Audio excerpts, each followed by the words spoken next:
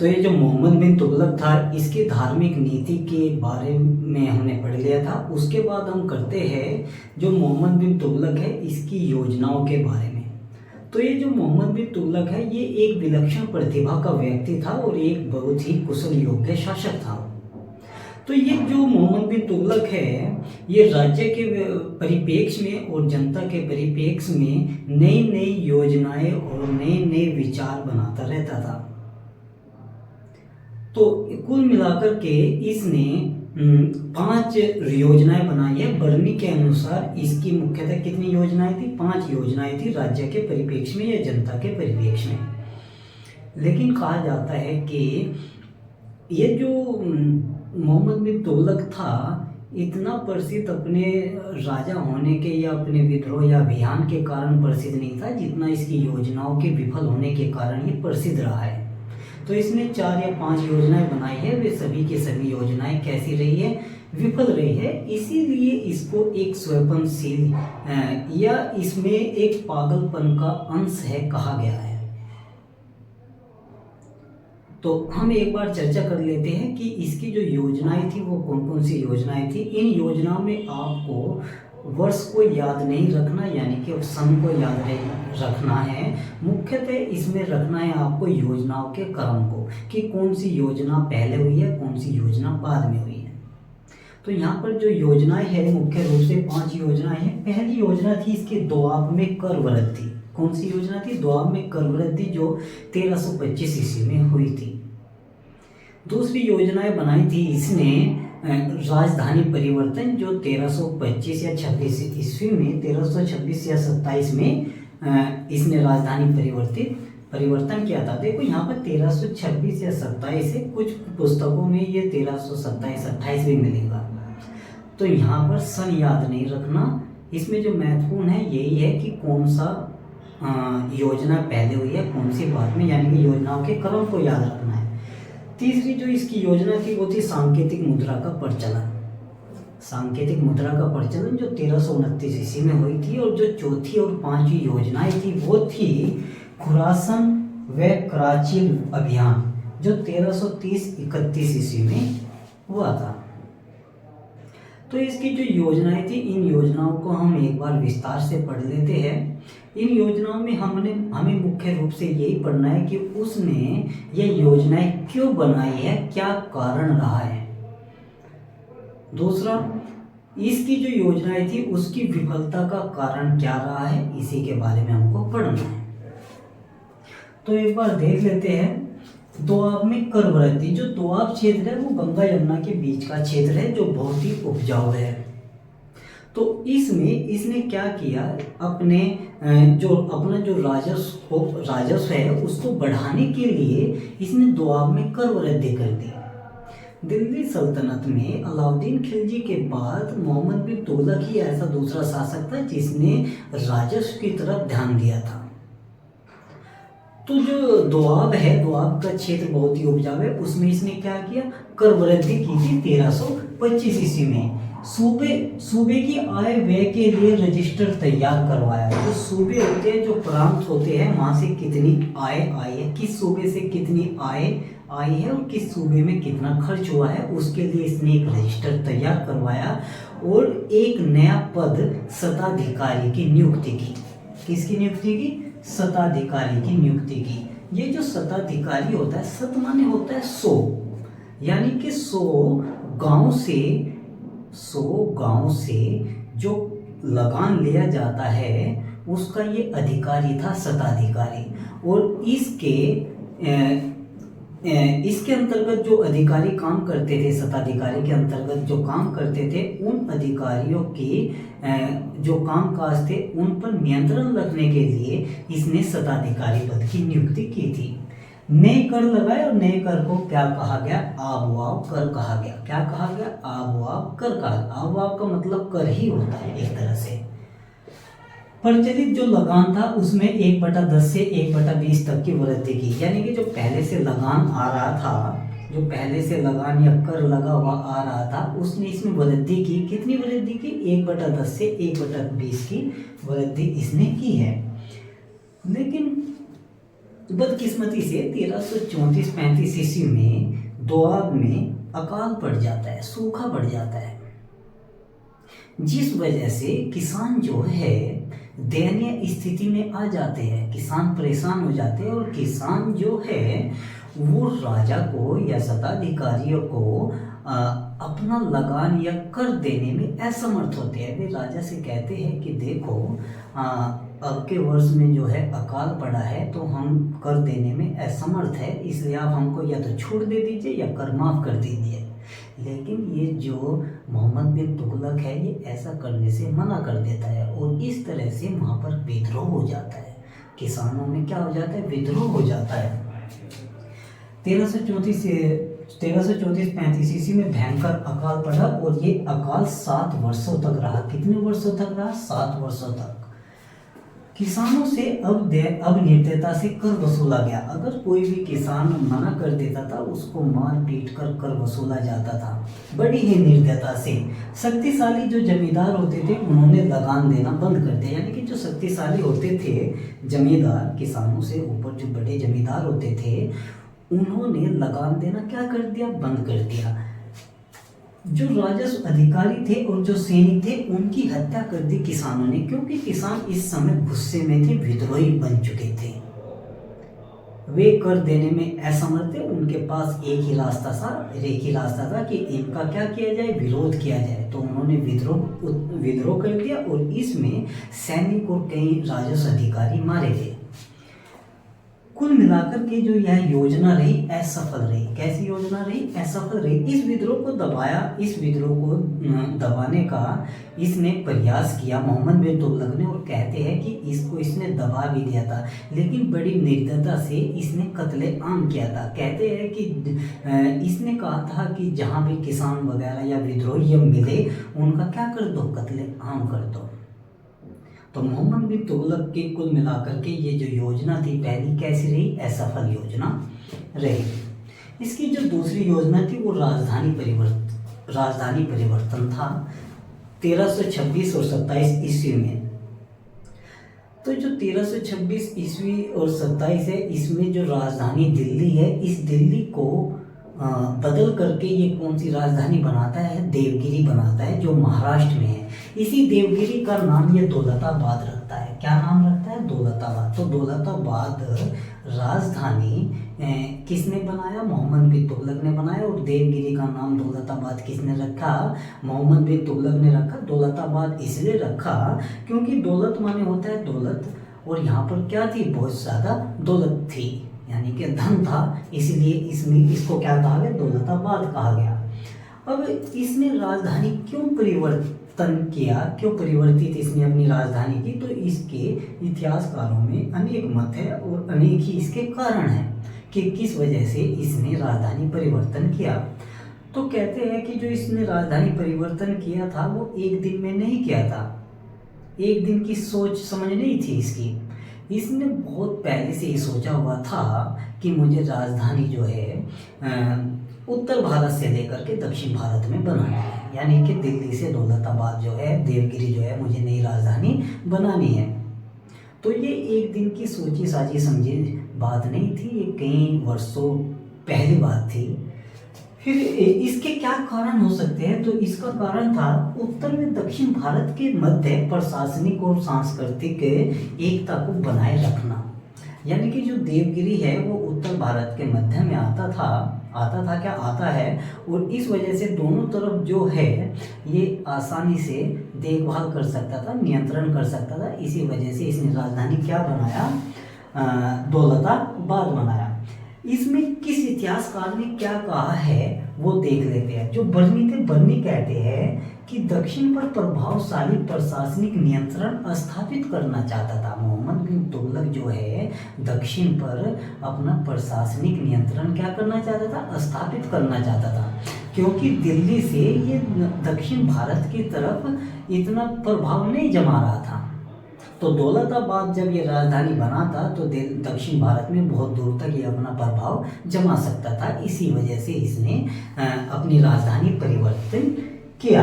ये बर्नी कहता है। इब्न बतूता क्या कहता है? इब्न बतूता क्या कहता है? ये कहता है कि असम्मानजनक पूर्ण लेख पत्र, इसका मतलब ये हुआ कि असम्मानजनक पूर्ण मतलब जो है गलत शब्दों से कुछ पत्र इसके दरवाजे पर मिले होते थे, जो दिल्ली की जनता डालकर चली जाती थी, क्योंकि दिल्ली की जनता इससे, बहुत सारी जो जनता थी वो क्या थी, इससे नाखुश थी। तो इसके जो दरबार था उसमें ये आपत्तिजनक शब्दों से लिखे हुए जो पत्र थे उनको डालकर चली जाती, जिससे ये परेशान हो गया था। और परेशान होने के बाद में इसने जो राजधानी है वो दिल्ली से दौलताबाद स्थानांतरित की।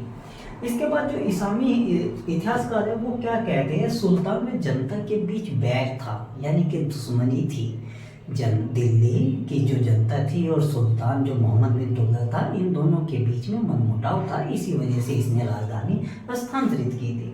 लेकिन जो हबीबुल्ला है वो क्या कहते हैं, वो कहते हैं कि दक्षिण भारत में मुस्लिम संस्कृति का विकास करना चाहता था। जो दक्षिण भारत में है वहाँ पर मुस्लिम संस्कृति अभी फैली नहीं थी, तो वहाँ पर मुस्लिम संस्कृति का विकास करना चाहता था ये, इसी वजह से इसने राजधानी परिवर्तन किया। जो मेहदी हुसैन है वो क्या कहते हैं, वो कहते हैं मुस्लिम संस्कृति का केंद्र बनाना चाहता था। जो दौलताबाद है इसको मोहम्मद बिन तुगलक मुस्लिम संस्कृति का क्या बनाना चाहता था, केंद्र बनाना चाहता था। ये बात कौन कहता है, ये बात कहता है मेहदी हुसैन।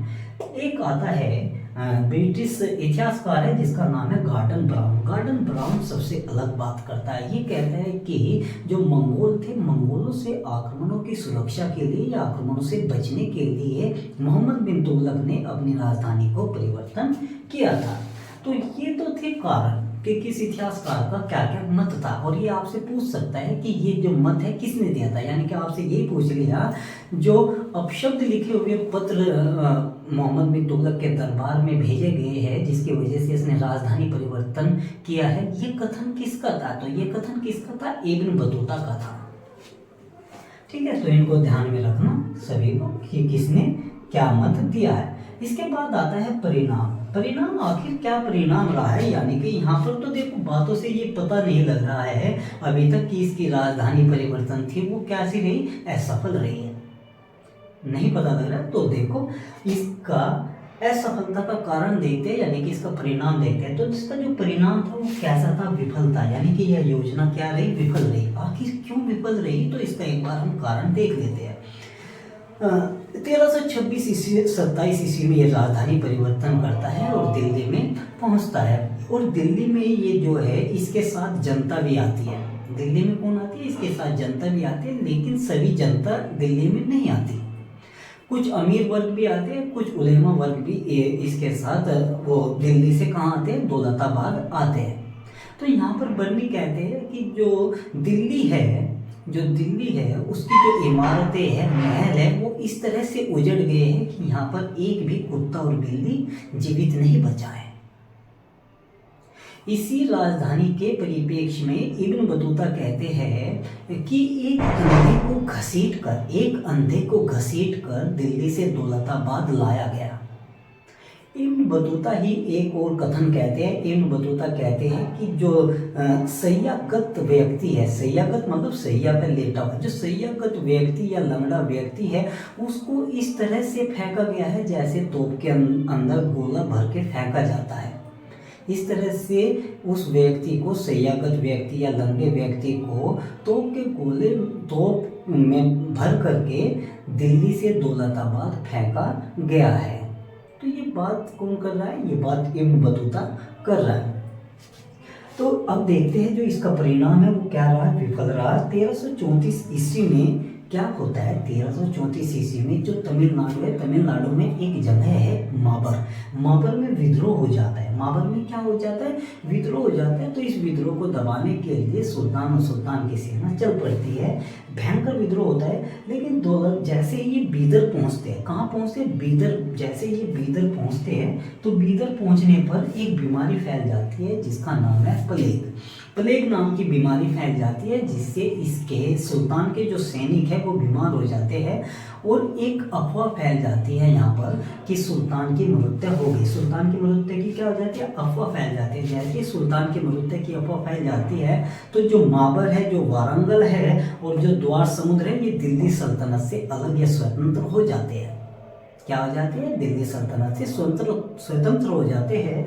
इसके बाद में मोहम्मद बिन तुगलक ने सभी को दिल्ली वापस लौटने को कहा। क्या कहा, जब ये विद्रोह, वो क्या बोलते हैं, प्लेग नामक बीमारी फैल जाती है, सेना बीमार पड़ जाती है और कुछ सेना तितर बितर हो जाती है, तो ये सेना को कहते हैं कि कहाँ चलो, दिल्ली चलो।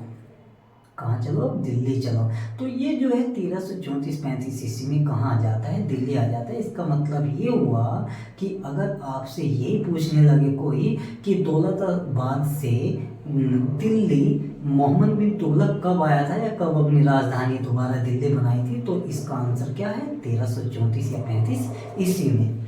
यहाँ पर एक शेख है जिसका नाम है शेख बहारुद्दीन गरीब। क्या नाम है, शेख बहारुद्दीन गरीब। ये क्या कहता है, ये कहता है कि हम दिल्ली नहीं जाएंगे, हम दौलताबाद में ही रहेंगे और दौलताबाद में ही रह करके मुस्लिम संस्कृति का विकास करेंगे। तो ये दौलताबाद में रहने वाला एक शेख था, सूफी था, सूफी संत था। ठीक है, तो ये जो दौलताबाद में ही रुकने का क्या किया, इसने फैसला किया। तो जो दक्षिण भारत है, दक्षिण भारत में चिल्सी सिलसिले की इसने नींव रखी थी। क्या रखी थी, चिश्ती जो सिलसिला है, जो चिश्ती सिलसिला या चिश्ती संप्रदाय है दक्षिण भारत में, इसकी नींव रखने वाला कौन संत था, जिसका नाम था शेख बुरहानुद्दीन गरीब। आपसे पूछ सकता है कि दक्षिण भारत में चिश्ती संप्रदाय की नींव किसने रखी थी। ठीक है, तो आपको ये नाम याद रखना है। इसके बाद आता है, तीसरी आती है सांकेतिक मुद्रा। क्या आती है, सांकेतिक मुद्रा। सांकेतिक मुद्रा जो है ये सांकेतिक मुद्रा का प्रचलन कब हुआ था, 1329 ईस्वी में हुआ था। सांकेतिक मुद्रा ये होती है, मतलब कोई मुद्रा चली हुई आ रही है, उसके स्थान पर किसी अन्य मुद्रा को चला देना, उसी को क्या बोलते हैं, सांकेतिक मुद्रा। सांकेतिक मुद्रा को देश की सहायक मुद्रा भी कहा जाता है। क्या कहा जाता है, देश की सहायक मुद्रा, यानी कि जो ओरिजिनल मुद्रा होती है उसके साथ की जो मुद्रा होती है उसी को क्या कहा जाता है, सहायक मुद्रा। जो ये सांकेतिक मुद्रा थी, इसका MRP यानी कि अंकित मूल्य वास्तविक मूल्य से अधिक था। क्या था, वास्तविक मूल्य से अधिक था। देखो, ये जो सांकेतिक मुद्रा का इसने प्रचलन किया था मोहम्मद बिन तुगलक ने, किससे प्रेरणा लेकर किया था, किसकी मुद्राओं को देख करके इसने ऐसा किया था कि इसको सांकेतिक मुद्रा इसने चलाई।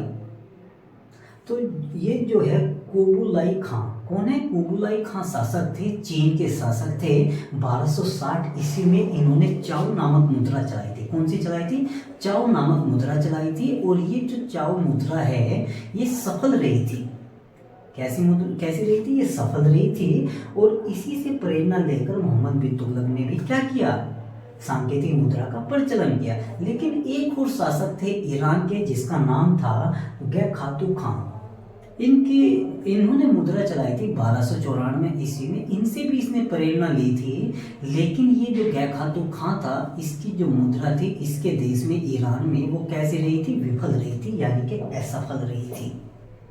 तो इन दो राजाओं की प्रेरणा लेकर ही मोहम्मद बिन तुगलक ने भारत में सांकेतिक मुद्रा चलाई थी। और सांकेतिक मुद्रा कैसी, चांदी के स्थान पर कांसे की मुद्रा चलाई थी। किसकी मुद्रा चलाई थी, कांसे की मुद्रा, जो टीन और तांबा से मिलकर बनी होती है। किससे, टीन और तांबा से मिलकर बनी होती है कांसे की मुद्रा। किससे मिलकर, TT से। टी मतलब तांबा, और इससे क्या बनती है, कांसे की मुद्रा। ठीक है, इसकी जो विफलता थी, विफलता के कारण देख लेते हैं। आखिर इसने काम तो अच्छा किया था, क्योंकि चांदी के स्थान पर कुछ मुद्राएं चलाई थी इसने कांसे की, और कांसे की जो मुद्रा थी उसका मूल्य भी सही था। तो लेकिन आखिर ऐसा क्या कारण रहा कि ये असफल हो गई। तो इसकी विफलता के कारण देखते हैं। जो सिक्का बनाने की कला थी वो साधारण थी। कैसी थी, साधारण थी, यानी कि जिस तरह के सिक्के इसने बनाए हैं, सांकेतिक मुद्रा के सिक्के जो थे, उनको हर कोई बना सकता था। तो उसकी कला इतनी वो नहीं थी, यूनिक नहीं थी। कैसी थी? साधारण थी, कोई भी बना सकता था। कोई पेचीदा डिजाइन नहीं था, उस पर कोई पेचीदा डिजाइन भी नहीं था। तीसरा, कोई सरकारी नियंत्रण भी उन पर नहीं था। जो सांकेतिक मुद्रा थी उस पर कोई सरकारी नियंत्रण नहीं था, तो कोई भी उसको चला सकता था।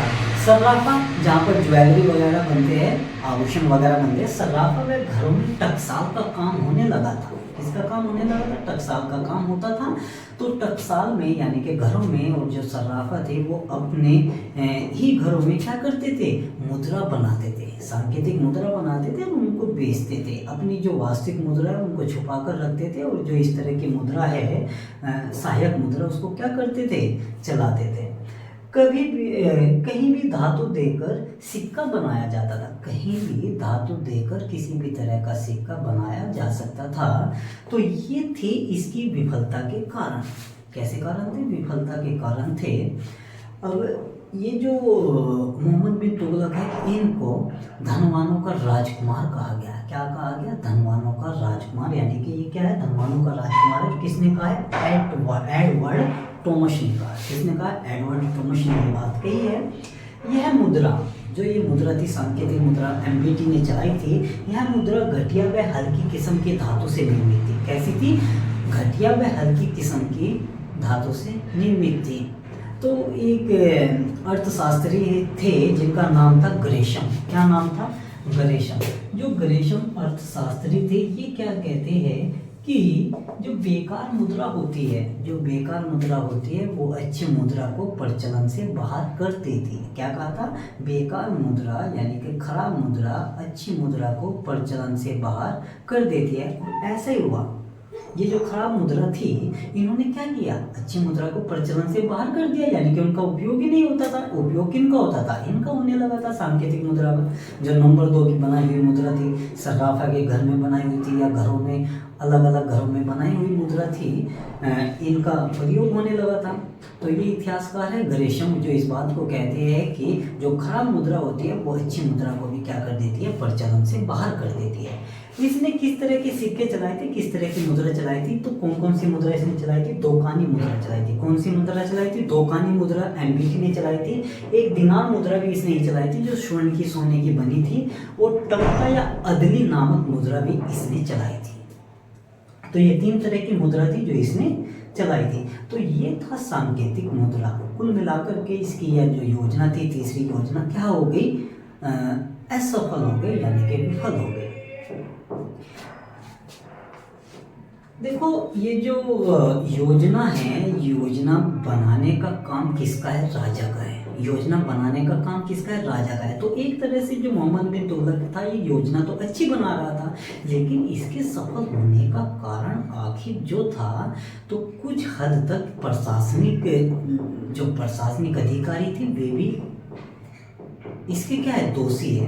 क्योंकि राजा का काम है योजनाएं बनाना, लेकिन उन्हें लागू करने का काम तो अधिकारियों का है। अब अधिकारी किस तरह से उसको लागू करते हैं और किस तरह से उसका फायदा उठाते हैं, इस बात पर निर्भर करता है अधिकारियों पर। तो अधिकारियों की वजह से ही ये क्या हुई थी? योजनाएं असफल होती थी। मोहम्मद बिन तुगलक की वजह से सफल नहीं होती थी। भाई, उसने तो जनता के करीब इसमें अच्छा काम किया है, अच्छी बात सोची है, ठीक है। तो जो चौथी और पांचवी जो इसकी वो है योजना 1330-31 में, वो कौन सी है? खुरासान व कराची अभियान। ये जो खुरासान क्षेत्र है, इस खुरासान क्षेत्र के बीच में भी मतभेद है। कोई कहते हैं ये जो खुरासान है ये ईरान का क्षेत्र है। कैसा है? ईरान के क्षेत्र है, यानी कि ईरान है, इसी को कहा गया, खुरासान कहा गया। कुछ इतिहासकार कहते हैं कि जो मध्य एशिया का ट्राक्शी आना जो क्षेत्र है, उसी को क्या कहा गया? खुरासान कहा गया। ये खुरासान उसमें आता है, लेकिन इसमें मतभेद है। किसी को भी इसकी प्रॉपर स्थिति का, यानी कि असली स्थिति का पता नहीं है कि कौन सी स्थिति है। लेकिन हाँ इतना जरूर है कि ये मध्य एशिया का ही भाग है। किसका भाग है? मध्य एशिया का ही क्षेत्र है। तो यहाँ पर दो अभियान हुए थे, खुरासान अभियान, कराची अभियान। जो कराची है ये कुमायूं क्षेत्र में पड़ता है। कहाँ पर पड़ता है? कुमायूं क्षेत्र या फिर के कुमायूं की पहाड़ी में पड़ता है और ये हिमाचल प्रदेश में पड़ता है कराची।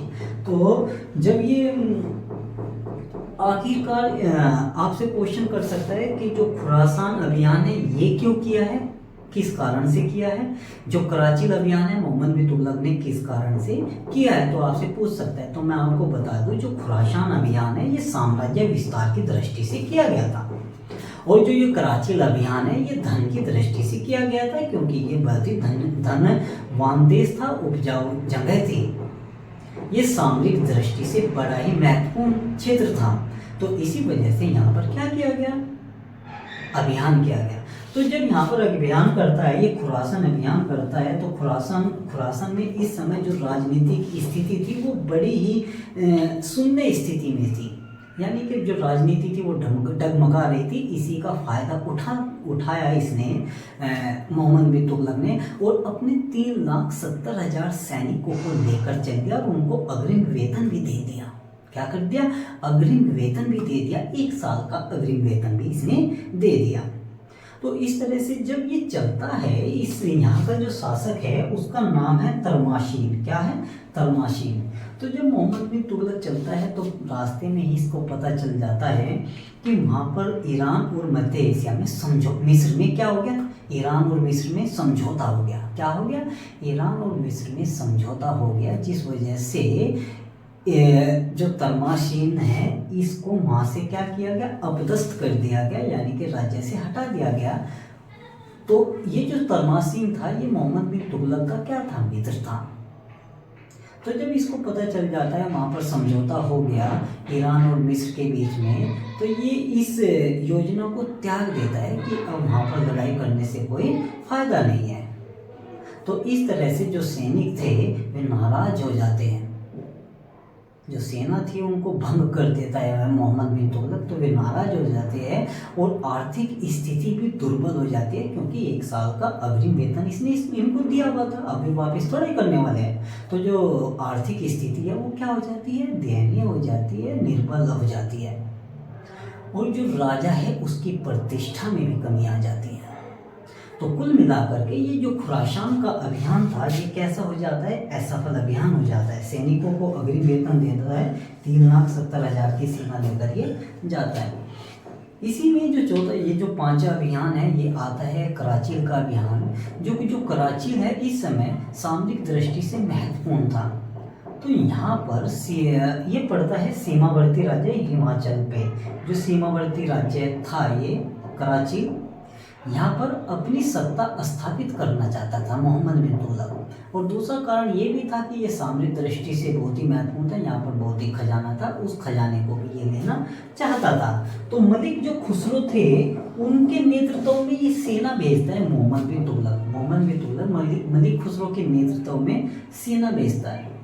तो जैसे ही ये सेना भेजता है तो कहते हैं जब ये सेना भेजता है मोहम्मद बिन तुगलक,